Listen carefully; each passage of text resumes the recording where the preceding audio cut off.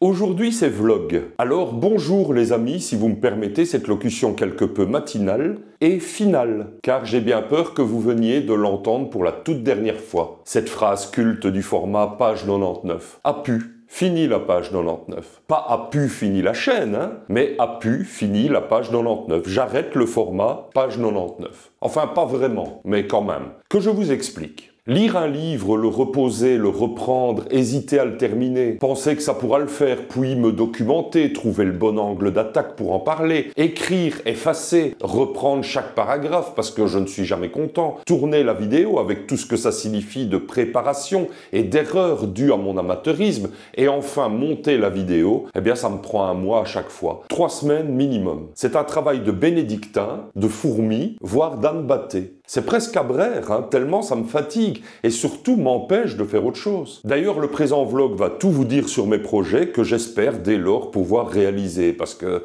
ça commence à suffire maintenant. Car oui, pendant ce temps, pendant que j'essaye d'amener un peu de culture dans ce monde de Bruce, hein, qui va y penser à mon avenir, hein? Le monde continue de tourner, lui. Il n'en a rien à battre, le monde. Et les autres livres s'empilent et moi je râle de ne pas pouvoir parler de tous ceux qui me plaisent et que j'ai lus. Alors je n'en parlerai plus, c'est plus simple. Voilà, jusqu'à preuve du contraire, a pu, fini la page 99. Attendez cependant avant de descendre dans la rue et de manifester votre mécontentement. Tout d'abord, il y a bien assez de motifs de se mécontenter. Et sur la voie publique, avec vos pancartes demandant le retour à la tradition, fût-elle gontranesque, vous risquez bien vite d'être confondu avec l'extrême droite. Et puis ma décision est prise. A pu, fini la page 99. Tout à fait, me demanderez-vous alors? Eh bien non, pas tout à fait. Ah, ça valait le coup de faire tout ce foin, tiens. Je me réserve encore le droit d'en sortir une de temps à autre, mais ce sera pour des tirs groupés, pour vous donner l'envie de lire plusieurs bouquins, ou alors pour un auteur, ou alors pour un livre qui m'aura particulièrement, mais alors particulièrement marqué. Parce que, soyons honnêtes, il y a des livres qui méritent bien plus qu'une décision définitive dont je ne suis de toute façon pas adepte, quel qu'en soit le motif. Ou alors pour des œuvres dont on pourrait passablement se ficher de la tronche, je pense au livre de prophétie annuelle de Claude Alexis par exemple.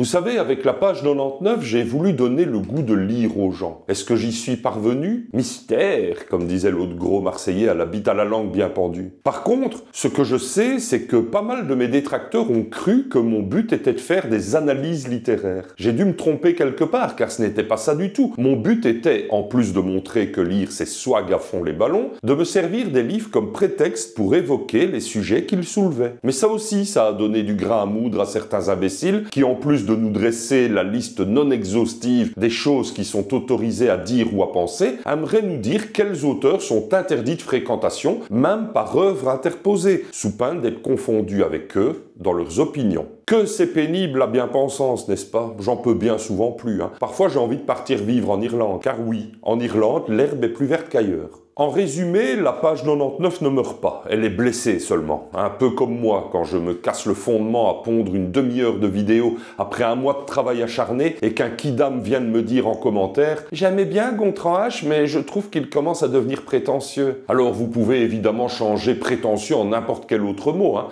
comme problématique, chiant, cringe quand on veut faire jeune, engagé, soporifique, réactionnaire, et j'en passe. L'essentiel pour ces gens-là, c'est de casser de l'homme honnête. Ils se lèvent le matin, regardent une vidéo qu'ils n'aiment pas parce que madame n'a pas voulu les sucer hier soir, décident qu'il faut le dire à l'humanité tout entière, prennent leur courage à 2 mains et leur clavier dans l'autre pour pondre leurs petits commentaires assassins. Ils s'en foutent que derrière ça nous gâche les journées, hein. C'est même leur but. Ils pourraient stopper le visionnage de la vidéo, se désabonner et merci, bonsoir, bisous. Mais non, il faut absolument qu'ils restent, sans doute pour nous surveiller, hein. On ne sait jamais qu'un jour il faille vraiment prévenir le monde que nous sommes des saloperies sans nom. Et alors ils nous gratifient de leur petit avis destructeur, après quoi ils vont visiter leurs beaux-parents qui ont préparé la blanquette dominicale et tarte à la pâte de tarte et au sucre. Je ne leur impose rien pourtant à ces gens-là. Bref, je me réserve par ailleurs le droit d'aller mieux, de ressusciter mon bébé page 99 à l'envie, de vouloir vous divertir en parlant d'un livre que j'ai adoré, mais ce ne sera plus le format principal, loin s'en faut, de ma chaîne. Bon, trêve de larmoiement, parlons d'avenir. Car l'avenir, voyez-vous, et si je puis me permettre une parenthèse philosophique, c'est le futur. Tandis que le présent qu'il faut voir avec passablement de vision devant nous, comme disait Umberto Eco. Bref, je ferai ma parenthèse philo plus tard. Trêve de larmoiement, disais-je donc, car oui, je suis un homme d'action, un enthousiaste, un visionnaire même, un prophète pour qui rien, et certainement pas l'avenir, n'est haram. Je ne vais pas supprimer un format si ce n'est pas pour le remplacer. Donc, dès la rentrée, je vous proposerai un tout nouveau format, inspiré, mais à ma sauce samouraï, de La Séquence du Spectateur, une émission culte des années 70. Je ne vous en dis pas plus, mais l'idée est dans les starting blocks. En gros, il s'agira de vous proposer par épisode 3 scènes tirées de films très ou peu connus et de les présenter avec mes mots à moi. Je crois qu'on va bien se marrer. Mais sérieux, vous voyez l'idée? On prend du vieux, du neuf, du culte, du ringard, on secoue tout ça avec un zeste de cynisme et de dérision, et hop, voilà le programme. Je n'ai pas encore le titre de ce format nouveau. Je n'ai pas encore le titre de ce format nouveau. Vous voyez où je veux en venir? Et si, en effet, vous me proposiez un titre en commentaire, ou par mail, ou par pigeon voyageur, mais faudrait pas qu'il défecte sur mon balcon non plus. C'est une bonne idée, non? Je n'en choisirai qu'un, évidemment, voire pas du tout, si vous êtes particulièrement nul sur ce coup-là, mais j'espère que vous n'en prendrez pas ombrage. J'ai confiance en vous. En même temps que de me proposer un titre, sortez votre côté bon joueur, hein, ne soyez pas plus chaotique que le pape, d'accord? Il n'y a strictement rien à gagner, si ce n'est la gloire éternelle, donc amen.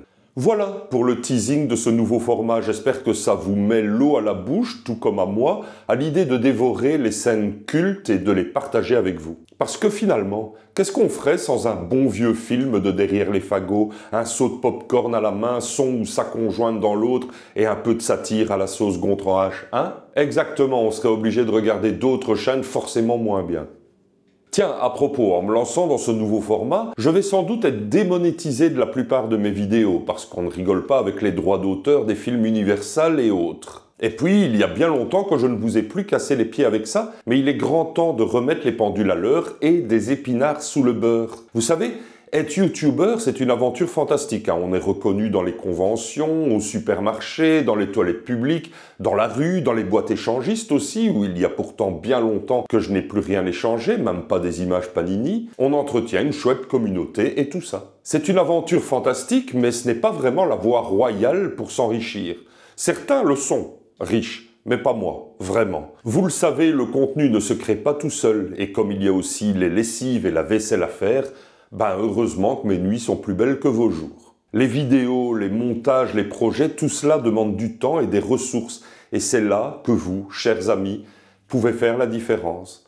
Je rêve sincèrement du jour où je ne serai plus tenu de vous demander tout ça, où j'aurai assez de mes sponsors pour vivre. Mais actuellement, avec tout l'amour que je leur porte, les entreprises qui me font confiance ne paie pas des masses. Et c'est normal, je suis encore petit, 21 000 abonnés, autant dire que certains que je ne nommerai pas pour ne pas que Bruce me mette des baffes, me regardent avec mépris. Mais si vous appréciez mes élucubrations, mes réflexions philosophico-absurdes et mes blagues douteuses, vous avez plusieurs raisons et façons de m'aider financièrement. Tout d'abord, il y a Tipeee. Une petite contribution régulière sur cette plateforme peut m'aider à continuer à produire du contenu de qualité et vous aurez en prime l'immense satisfaction de savoir que vous avez soutenu un créateur que vous aimez et qui vous le rend bien. Vous le savez, je ne me fous pas de votre gueule. Je produis tant et plus, je ne m'arrête jamais. J'essaie aussi d'être disponible quand on se voit en vrai, pas vrai? Et puis, ce n'est pas parce que c'est régulier que ce doit être exorbitant. Une petite pièce chaque mois, c'est déjà énorme. À votre bon cœur, madame, monsieur, je arrivais pour l'un mobilet de travail. Ensuite, il y a PayPal. Pour ceux qui préfèrent les dons ponctuels, c'est l'option idéale. Un petit coup de pouce de temps en temps, ça fait toujours plaisir et ça aide à boucler les fins de mois. Imaginez, grâce à vous, je pourrais peut-être enfin m'offrir des épinards que je mettrai avidement sous le beurre, que j'ai déjà, parce que j'en ai acheté trop l'autre fois. Sans votre aide, je serais obligé de manger le beurre sans épinards, et c'est dégueulasse. Avouez quand même que c'est assez terrifiant comme perspective. Ça et la guerre en Ukraine, ah là là, ma brave dame. Et n'oublions pas les produits des sponsors. Oui, je sais, les publicités, ce n'est pas toujours agréable, mais je m'efforce de ne promouvoir que les produits auxquels je crois réellement. Et j'espère que mon nouveau stagiaire pourra faire de l'excellent boulot qui vous plaira, même si ce n'est pas gagné. Acheter ces produits, c'est une manière de me soutenir indirectement. Plus vous achetez, plus les sponsors sont contents, et plus ils sont contents, plus ils sont prêts à continuer à me soutenir. C'est une chaîne vertueuse, finalement, un peu comme celle que vous regardez actuellement. Vous consommez malin et moi je continue à produire du contenu qui vous plaît. Tout le monde est gagnant, sauf ma mère. Je ne remercierai jamais assez pour leur support et leur générosité tous ceux qui me soutiennent déjà, et certains depuis le début, bon sang. Grâce à eux, grâce à vous, je peux continuer à partager mes élucubrations d'Antoine, mes digressions à rallonge et mes mauvais, moyens et bons mots avec vous. Vous êtes formidables, comme dirait Michel Drucker, ne changez rien, et si vous le pouvez, donnez-moi ce petit coup de pouce. Ça ne semble pas grand-chose, hein, mais vous le savez, les petits puceaux font les grands pubères. Ça peut vraiment faire la différence. Par ailleurs, comme les copains et moi nous vous l'avons déjà dit, YouTube, pour des raisons que nous ignorons, vous désabonne parfois de nos chaînes arbitrairement. Peut-être parce que vous avez soupiré face au pathétisme de la dernière vidéo de Vous avez le droit, consacrée à la loi 1875 ter alinéa 45 qui oblige un prévenu à porter un slip bleu au 3e jour de son procès et que l'algorithme vous a entendu. Peut-être aussi parce que votre ado de 16 ans est passé dans le salon pendant que vous regardiez la critique acerbo-croate de Dune 5 et il a dit « Mais mon pauvre papa, 12 parsec, c'est tellement 2022 quoi. Il suffit de voir ces miniatures, on dirait des fonds d'écran sous Windows XP. » Alors l'algorithme a entendu tout ça et il a estimé qu'il valait mieux pour la paix des ménages et votre propre santé mentale vous désabonner. On n'en sait rien mais c'est un fait. YouTube vous désabonne parfois de vos chaînes préférées, sans vous demander votre avis. Vérifiez, hein, vous serez surpris. Si c'est le cas, n'oubliez pas de cliquer sur « et sur ». Parfois même, c'est l'inverse. Plusieurs personnes se sont plaintes auprès de ma cellule SAV qu'elles étaient toujours abonnées à Point Genius, par exemple, ou aux 467 chaînes de Monsieur Sam, point d'interrogation, point d'exclamation, 3 petits points de suspension, virgule, tréma, point cardinaux, point de croix, point tout court, etc., point virgule, majuscule, alinéa, point route, point tout utile, bref. C'est évidemment un scandale auquel nous n'avons pas d'explication non plus. Courez vite vous désabonner, évidemment. Et donc j'ai bien d'autres projets, des projets d'écriture tout d'abord. Actuellement je suis en plein travail sur un roman, son titre provisoire Paralysie. Ce n'est ni un thriller médical ni un essai philosophique sur l'immobilisme, encore que, hein, puisque c'est une allégorie bien réaliste des choses qui nous paralysent en effet. Enfin, vous verrez bien, vous aurez qu'à l'acheter. S'il sort un jour. J'espère l'avoir terminé pour la rentrée, en septembre donc, ce qui signifie pour moi des journées blanches à taper frénétiquement sur un clavier qui ne m'a rien fait non plus, étouffant sous des piles de notes griffonnées, pour rien non plus, parce que je ne relis jamais mes notes, et entouré de tasses de café froid, parce que j'ai 2 passions dans la vie, écrire et me préparer des cafés que j'oublie de boire. Et puis, si une maison d'édition l'accepte, il faudra sans doute encore du temps pour qu'il paraisse en librairie. Le monde de l'édition est ainsi fait que ses lenteurs bureaucratiques, ses refus polis et ses espoirs déçus nous obligent à entretenir la flamme pendant qu'il l'arrose copieusement de douches froides, dont le résultat, jamais atteint, de ce qu'on aimerait bien, mais que ça se passe au mieux, comme disent... Oui, bon, j'abandonne définitivement la philo, hein. Ah, plus non plus. Fini la philo.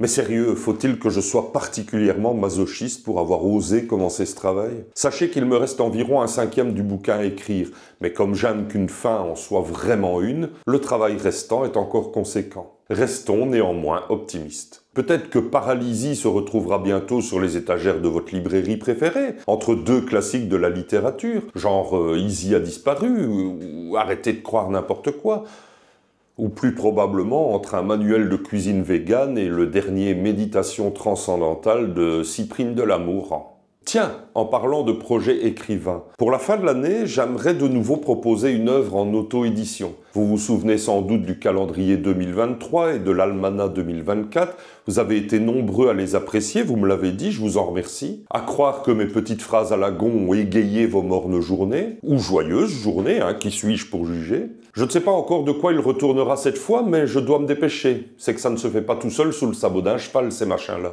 Peut-être un nouveau calendrier rempli de petits défis quotidiens pour être moins con, développer sa musculature, voire pour faire les deux, ce qui n'est pas gagné si par exemple Jordan Bardella m'en achète un. Ou alors un livre de jeux, de mots croisés aux définitions dont j'ai le secret. J'en sais rien. On verra. Et des projets en cours, il y en a d'autres. Hein. Par exemple, à votre grande dame, je sais, j'en suis toujours au montage du double repas de la KPB qui, vous le savez, s'est tenu en août de l'année dernière. J'ai vu trop grand et les copains m'avaient prévenu. Hein. Filmer ces joyeux festins avec tous les youtubeurs préférés des Français de goût, à défaut de souche, c'était un vrai plaisir, mais aussi un chemin de croix. Chaque convive avait son propre micro et 4 caméras assuraient les prises de vue. Je ne sais pas si vous imaginez le bazar, une table remplie de discussions passionnantes, de rires, de débats philosophiques et de moments partagés, mais maintenant il faut mettre de l'ordre dans tout ça. Des heures de foutage, même pas de gueule, à trier et à assembler. Un vrai casse-tête, mais qui promet des moments mémorables une fois le montage terminé. Normalement, les repas auront 1 an lorsque leur compte-rendu paraîtra. Et croyez bien que j'en suis désolé. En même temps, ça va, hein, c'est pas comme si vous manquiez de toute leur tête de... Insérez ici le texte de votre choix. Les idées fusent, les projets s'accumulent et il y a toujours quelque chose à faire. Hier, par exemple, j'ai fait la vaisselle. Le mois dernier, une lessive. Parfois, il me semble que le temps se dilate, s'étire et refuse de coopérer. Peut-être que le temps est vexé parce que je m'en suis souvent moqué. Ah voilà, ça c'est bon, ça c'est de la philo. Mais comment voulez-vous dans tout ça que je trouve l'amour que j'appelle de mes vœux depuis plusieurs mois? My God, qui n'est pas un sextoy avec un nom de moutarde. Hein. Si ça continue, je vais redevenir puceau au nom d'une pipe. Je vais être obligé de me remettre à rougir à chaque fois qu'une femme me parlera et les copains vont me montrer du doigt en pouffant. Certains me disent déjà de lever le pied, de prendre des vacances, de partir dans un chouette endroit, en France ou même ailleurs, et d'y déposer mes valises et de rencontrer des gens. Ils oublient, ces bons potes, que je dois également écrire le spectacle que je veux absolument jouer avant de mourir. L'idée est déjà là, mais lorsque vous voyez tout ce qui m'attend, je sens que la première se jouera aux alentours de 2057 par là. En août.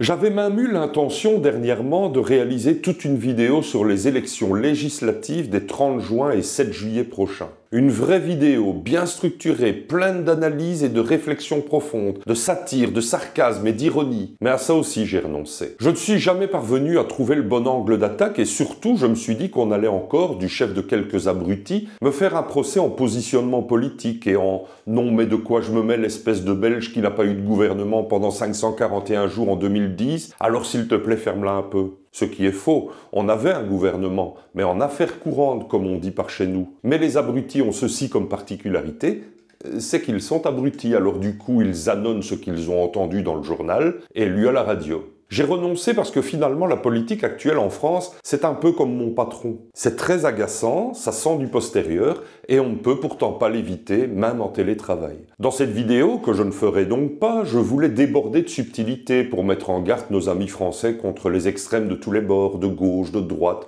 d'en haut ou d'en bas. Je voulais leur dire que la France d'en bas n'était plus nécessairement l'apanage de la gauche et que celle d'en haut flirtait parfois avec les côtés opposés du plateau circulaire du jeu politique, que la roue tourne et qu'un jour, parce que voilà quoi, je sais pas si vous voyez, il faut absolument que j'essaye d'arrêter d'essayer la philo. Bon, manquant donc de subtilité, j'ai renoncé à cette vidéo. J'ai préféré passer mon tour, ne pas passer par la case départ, ne pas toucher le SMIC et acheter un hôtel Puy de la rue de la Paix. Bien sûr, j'aurais aimé parler du système électoral belge qui a ses défauts, mais dont 3 de ses particularités auraient pu sauver la dignité politique française si elles avaient été d'outre-Quiévrain. Primo, en Wallonie, depuis les années 90, il existe un cordon sanitaire. Autrement dit, l'extrême droite est condamnée à rester dans l'ombre. Elle est interdite de débat, de médias et tout ça. Résultat, elle n'a pas les moyens d'endoctriner et d'abrutir le peuple par ses démonstrations simplistes et ses promesses impayables. En Flandre, hélas, c'est différent. Durant les années 90, quand le débat sur le cordon sanitaire avait lieu, les Flamands ont pensé au contraire que laisser l'extrême droite s'exprimer, c'était surtout la laisser se ridiculiser. Résultat, l'extrême droite fait plus de 50% des voix au nord du pays en 2024. Secondo, en Belgique, le vote est obligatoire. Et bien que personne n'ait jamais le moindre ennui de ne pas s'y être rendu, une écrasante majorité de citoyens se rend aux urnes. L'avantage, les élections reflètent vraiment ce que le peuple pense et c'est nettement plus facile d'en accepter l'issue. Tertio enfin, le système électoral belge est à la proportionnelle, c'est-à-dire que chaque scrutin mène à une coalition. Personne n'est jamais élu de façon directe par les électeurs en Belgique. Et quoi qu'on en dise, c'est un excellent système, car personne n'a jamais raison tout seul, surtout à notre époque. La Belgique est une terre de nuances, aussi grâce au système électoral. Dans la vidéo, que je ne ferai donc pas parce que je n'ai pas envie de passer pour un donneur de leçons, il y en a déjà suffisamment, j'aurais bien voulu parler de ce qu'on constate quand on n'a pas le nez sur les problèmes français, quand on a un peu de recul géographique. J'aurais voulu dire que les élections législatives du 30 juin 2024 en France, c'est un peu comme choisir entre la peste et le choléra, entre le nouveau Front populaire et le Rassemblement national. Les gens disent qu'il faut que ça change. Mais changer quoi? Juste Macron? Ça, c'est du programme. Non, parce que si j'en crois toutes les émissions politiques que je regarde, et j'en regarde, personne dans les micro-trottoirs ne sait vraiment ce que devrait être la nature de ce changement. Faut juste que ça change. Oui, mais que quoi change, nom d'un petit bonhomme? D'autres clament, on n'a jamais essayé, en parlant surtout de l'extrême droite, comme si on allait découvrir la recette miracle du bonheur politique en expérimentant les excessifs, les révolutionnaires de bas étage. Les promesses électorales économiques des deux camps extrêmes sont soit impayables, soit intenables. Augmenter le SMIC à 1800 € net? Oui, 1600, soit. Oui, ça va surtout coûter 800 millions d'euros par mois aux entreprises, menant à des faillites en pagaille pour les petites et des licenciements à la chaîne pour les grandes. Ou encore, un agenda accéléré de remplacement de l'homme par la machine, qui ne dit jamais rien, elle au moins, pourvu qu'elle ait sa pause cigarette toutes les 80 minutes. La gauche rétorque que ça augmentera le pouvoir d'achat et stimulera la croissance économique. C'est pas bête, mais sans hausse de productivité ou baisse des charges patronales, ce qui est un gros mot pour elle, c'est jackpot pour l'inflation. Et je suis poli. Et la retraite à 60 ans pour le Front populiste et 62 pour le ressentiment national, là. Tentant, n'est-ce pas? Avec un coût estimé à 50 milliards d'euros par an par le Conseil d'orientation des retraites, les deux promesses sentent bon la hausse exponentielle de la dette publique. La gauche veut également nationaliser à tour de bras pour maîtriser les coûts de production, pendant que la droite veut au contraire privatiser la plupart des fleurons français pour en tirer un substantiel bénéfice. C'est bien beau, on applaudit, on se retrouve avec une page de publicité, mais franchement, si c'était la solution, ça se saurait. Qui paiera à gauche les dizaines de milliards d'euros pour indemniser les actionnaires privés? Voler l'entreprise, c'est une solution, mais ça risque de pousser les entreprises non encore prises dans leur filet à aller se faire voir chez les Grecs ou même d'aller à pied par la Chine. Et que restera-t-il à la France lorsque l'extrême droite aura tout vendu au patron bolloresque? Plus rien, les caisses seront vides et le patrimoine aura disparu. France Télévisions sera aux mains de ceux qui n'auront plus d'intérêt dans la liberté d'expression, et le chemin de fer sera devenu aussi dangereux qu'au Royaume-Uni dans les années 80. Et on parle des impôts? La gauche propose de les réduire pour les classes moyennes et populaires et de les augmenter pour les riches. Réduire les impôts, c'est super, mais avec quelle recette l'État va-t-il financer tout ça? Par une hausse de la TVA ou des frais de santé, d'éducation, de logement? Mystère. L'extrême droite, pendant ce temps, surfe sur ses thèmes préférés. Réduction massive de l'immigration, je suppose en la faisant fondre dans un immense chaudron, priorité nationale pour les emplois et les logements, réduction drastique des impôts, mais pour les riches surtout, n'est-ce pas? Les gens ne le savent que peu, mais dans extrême droite, il y a droite, c'est-à-dire l'ami des patrons, et uniquement des patrons. Sabotage de l'Union européenne, etc. Et sans compter tout ce qui ne viendra qu'une fois le Rassemblement national installé. Pourquoi pas un retour à la peine de mort, en instillant l'idée tout doucement dans la caboche des téléspectateurs de C8. Chacune des mesures est soit impraticable, soit coûtera une fortune, soit isolera la France sur la scène internationale. Réduire l'immigration, franchement, je crois que tout le monde veut ça. Les problèmes engendrés sont réels et quoi qu'on en dise, et même si on ne peut pas vraiment le dire, sinon on est un fief et faf, on ne peut pas accueillir toute la misère du monde. Mais malmener les étrangers qui sont pour l'immense majorité venus chercher de la liberté, de l'égalité et de la fraternité, ça remplirait les rues de SDF, ça coûterait des blindes en expulsion et ça créerait des tensions diplomatiques. Mais voilà, pour le RN, l'étranger est coupable de la situation française, point. On ne voit pas les 98% de gens d'origine étrangère qui ne causent aucun problème. On met le doigt sur les 2% qui gueulent, cassent, violent et revendent de la drogue. Quant à la situation internationale, ni la gauche ni l'extrême droite n'ont de solution viable. Je ne vais pas vous faire un cours de géopolitique, mais en gros, la gauche clame son soutien inconditionnel à toutes les causes humanitaires, si c'est un peu basané au moins, aimerait crever les yeux de l'Amérique et danser la javanaise avec les Chinois et les Palestiniens. Tandis que l'extrême droite propose qu'on s'isola un maximum parce que les autres sont tous moins bien que la France, sauf s'ils sont blancs, par exemple les Russes. Ce qui prouve que les deux camps ignorent les réalités géopolitiques justement et les alliances stratégiques, notamment en Israël et en Ukraine. Mais voilà, Tout ça, finalement, je ne dirai pas dans une vidéo, ça ne sert à rien. Tout le monde a déjà sa propre idée. Même si je disais de bien réfléchir parce que les extrêmes ne sont jamais bons, ça ne changerait rien, surtout que je suis belge. Dommage, j'aurais voulu dire que dès les élections passées, la gauche va recommencer à s'étriper et l'extrême droite va expliquer pourquoi elle ne peut pas tenir ses promesses, accusant le gouvernement précédent d'avoir ruiné le pays. Pour l'instant et jusqu'au 7 juillet, les extrêmes sont comme chacun des parents en instance de divorce, promettant à leur gosse une nouvelle chambre, un ordinateur, une voiture à 18 ans, de l'argent de poche en pagaille et le droit de faire des teufs pas possibles à condition qu'il choisisse de venir vivre chez lui. Mais quand le choix sera fait par l'enfant, on lui expliquera qu'il faudra patienter parce que l'argent ne tombe pas du ciel, mais qu'il a fait le bon choix tout de même, que c'est un brave petit et que s'il n'est pas heureux, c'est parce que l'autre parent empêche le parent gagnant de tenir ses promesses en rond.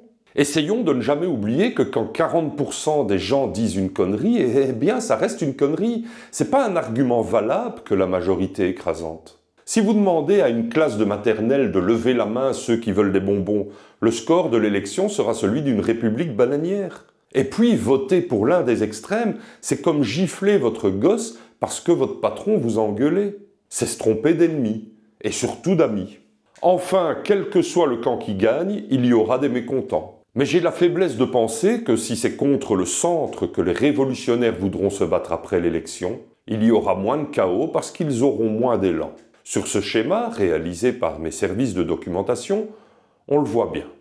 Mais je vais donc m'abstenir de dire tout ça. À la limite, j'aurais envie de dire allez voter, parce que c'est la seule façon d'être un peu moins mécontent. Et plus tard, demander qu'on changeât le mode de scrutin. La Belgique, puisqu'il ne s'agit pas ici de football, peut peut-être enfin servir d'exemple. Car sincèrement, vu d'ici, on n'a pas du tout l'impression que tout va mal en France. Le peuple est sans aucun doute un tantinet conditionné par le martèlement qui est opéré par tous les camps et par l'algorithme de TikTok. Mais la sécurité sociale fonctionne, la sécurité alimentaire est au top, l'hôpital est encore presque gratuit, l'eau est saine au robinet, les paysages sont fabuleux, les gens sont délicieux à peu près partout, la gastronomie est renommée, l'histoire est riche et la devise française a encore tout son sens. Ce sont surtout ces deux camps qui jettent de l'huile sur le feu, donnant l'impression que tout va mal. Voilà, je ne le dirai plus parce que j'ai promis de ne pas en parler après tout, mais allez voter avec votre raison, pas avec vos peurs ou vos passions. À bientôt.